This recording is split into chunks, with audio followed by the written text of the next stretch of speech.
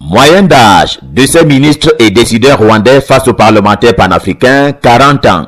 C'était la journée du Rwanda qui partageait son expérience de transformation socio-économique et son essor industriel.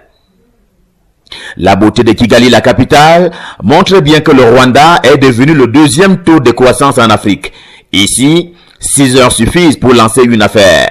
Le secteur privé en expansion a réduit de 74 en 2006 à 39 actuellement le taux de pauvreté.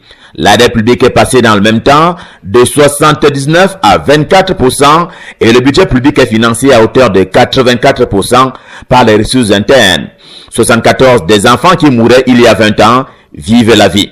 À la fin, une économie industrielle, comme résultat d'une batterie de décisions politiques fondées sur un état de droit, le partage de pouvoir, l'abolition de la discrimination et la promotion de l'égalité des chances par le renouvellement constant des personnels politiques, pas plus que la démocratie consensuelle.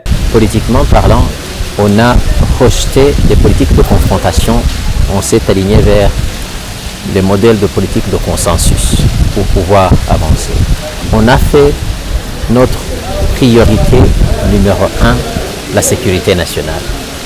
Et 4, on s'est dit, on ne peut pas penser au développement économique si la société qui est la nôtre, qui est post-génocide, n'a pas d'unité et ne se réconcilie pas.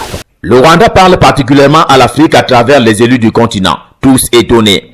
Étonnés du respect de l'obligation de reddition des comptes ou de la jouissance des biens nationaux par tous les enfants de ce pays.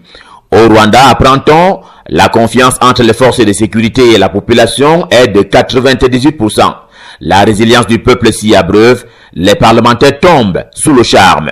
Nous avons accueilli ça vraiment avec beaucoup d'étonnement entre griffes parce que quand on sait que le Rwanda n'a pas de ressources, comme les autres pays, notamment la mer, ils n'ont pas vraiment des ressources comme ça. Et après une génocide, qui parle de génocide, imaginez-vous un peu les ressentis, ce que les uns et les autres ont vécu et ce que les uns et les autres pensent dans leur cœur.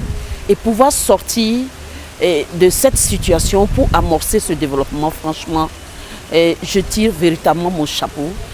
Pays interland, le Rwanda doit cependant s'atteler à la balance de ses échanges commerciaux. Mais c'est déjà bien que la corruption soit un ennemi public commun dans ce pays, le Rwanda.